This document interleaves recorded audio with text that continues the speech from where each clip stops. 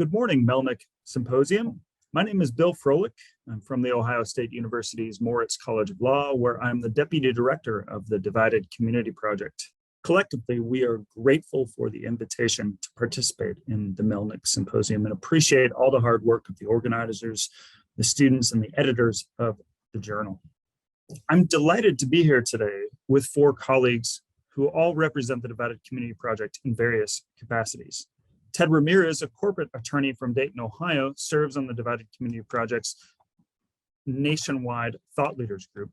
Maquiba Reese was a participant at the 2020 Academy Initiative with colleagues from Bloomington, Indiana. She's now the Assistant Director of Diversity Initiatives for the Indiana University Kelley School of Business. Carl Smallwood is the Divided Community Project's Director, and Andrew Thomas serves on the Divided Community Project's Executive and Steering Committees and is the Community Relations and Neighborhood Engagement Director at the City of Sanford, Florida. At our core, the Divided Community Project is focused on supporting communities that seek to identify and address issues that are tearing at the social fabrics of their communities. We go where our services are accepted or requested. Today's conversation is not going to focus generally on the Divided Community Project's work. Instead, we're going to get Maquiba, Ted, and Andrew's reaction to the title of this conversation, The Arc of Distortion and Dialogue, a phrase that Andrew Thomas himself coined. And then we'll talk a little bit more about the death and resurrection of dialogue in our communities across the country.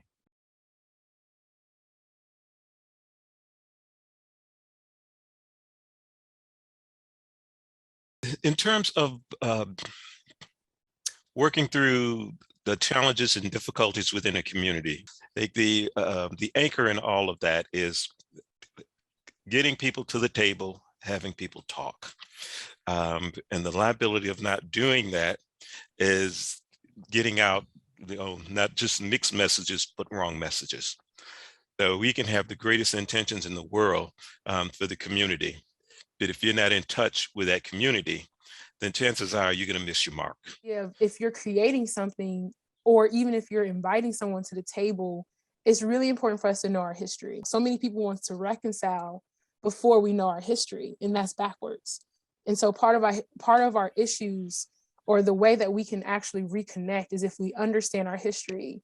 And so I think that in order for us to heal, in order for us to really engage in community, we have to conceptualize and put history in its forefront, and not look at things like Black History Month only for Black people, and understanding that it's American history.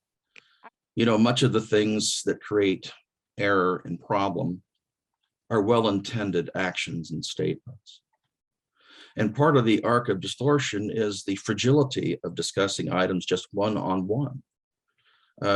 I can think what I'm going to say to you, and I can compose the words to say that to you. You then receive what you heard from me, and you process within your own framework what you think I said. And what I thought and meant to say may be entirely askew from what you hear. And the importance of getting that straight, I guess, moves into the area of relational activity and transactional activity. If we're on the transactional side of things, we want to get things done. We have a timeline, a budget, pressure, people watching. But the most important element of dialogue is relational. Finally, I would say that we err often in the way we try to communicate with excessively large numbers of people. There's a kind of a soft rule in corporate governance. You don't go to a board with a proposition unless you know it'll pass. And in order to prepare something that is likely to pass, you have to talk to people in advance. And you have to talk to people one-on-one and one-on-two. So often we try to do the good things we intend to do by having a speech to several thousand people.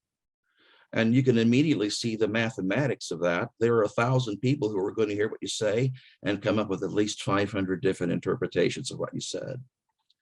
So perhaps the more constructive way to move about is to have a one-on-one, a two-on-two, a three-on-three, and then form a small group of people that have developed their relationship with one another to really be able to communicate and dialogue effectively with one another before enlarging it to a more significant community and turning to the transactional side of what we're trying to do.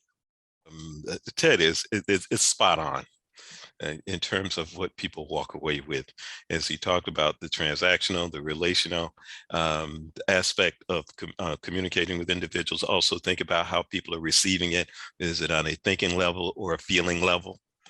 And if you're not in touch with that, and if you don't do that, a lot of times the one-on-one, is it time consuming? Absolutely. But very often, I mean, you build it kind of block by block. So it would be great if you can go out and hit the masses. That would be great. Very often that don't work. So putting the time in to work on building relationship, that is key. Having the relationship.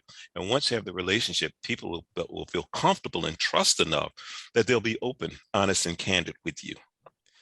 There has to be a design or a thought to change and dismantle systems of oppression. And so I think that if we understand, if we can break down the history and how close it is to us today, then we can fully recognize what community building looks like. Because once we connect that history and knowing that it's like very much present today, like, and so that's something to really be cognizant of. If you want to build community, I think that we have to understand, like I said before, is understand the history. And once we do understand the history, we see it as revitalizing and rebuilding a community. And I think that that's something that will help us to, I would say, connect community or build community, is if we understand that there are different levels to dialogue. Yes, we want that interpersonal, but hopefully, as we're building this relationship, policies are changing, communities are changing, so that when an issue happens, we don't repeat history, but we move forward. And the only way we're able to move forward is if we change those policies on a systemic level and institutionalize anti-racist policies that will support the people that we're having inter-dialogue with on a micro level.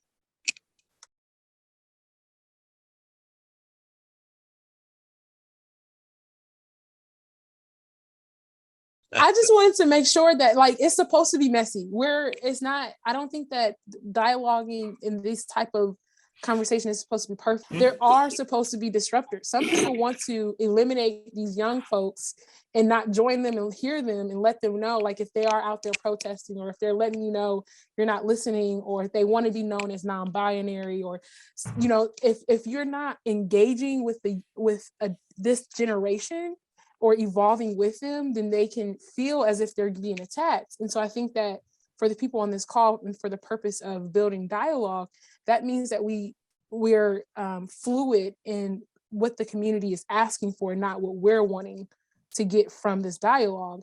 Because sometimes people leave out our young generation. I'm just like, if we miss out on them, we're not really actively partaking in community dialogue. And I think that there's a point in time when we recognize the importance of because this is their future, you know what I mean? So it's something that we have to pay attention to, that our ecosystem is inclusive of disruptors, is inclusive of healers, is inclusive of facilitators. So everyone has a part to play. Artists have a part to play. I think we got to recognize that too. We do. An excellent point, because that's the makeup of your community. Everybody has their roles to play. And even in communities, I even go as far as saying, even in a community, you have your unofficial mayor in that community. Then nothing's going to happen in that community unless it goes through the proper channels. And you may not see that person in those meetings, but you know those meetings after the meetings that take place where decisions are being made, and you're not part of that. And then so you're constantly asking the question, who should be at the table that's not at the table? And you can't answer that question if you're trying to facilitate that dialogue. That's a question that participants have to answer. And it's whether or not they want to let you know. But trust me, there is those unofficial, the gatekeepers, the mayors in the community. You have the disruptors, and that's their role. And then I also have the others. I'm full of my analogies. I have those door kickers. And those are the ones that's going to be loud. They kick the door in. They come in. They're going to be in the meeting. They're going to be disruptive and so forth. They understand that's their role, because they're not going to be in that meeting long, because others are going to invite them out. But their mission usually have been accomplished. There's something they want to get on the table, something they want to bring awareness to it. And the way they brought it to you, it's going to stick with you. They're gone because they planted that seed of thought. Bill, if I could jump in. I mean, one of the things you started out saying, how do you pick the right facilitator, or how do you know the right facilitator? Well, the last couple of answers have demonstrated that, it's hard sometimes to be the one sole facilitator who has the cultural competence to address the issues in a way that is right for the community and the situation that you find yourself in. Someone who everybody trusts, someone who connects with the various groups, both in and outside the room.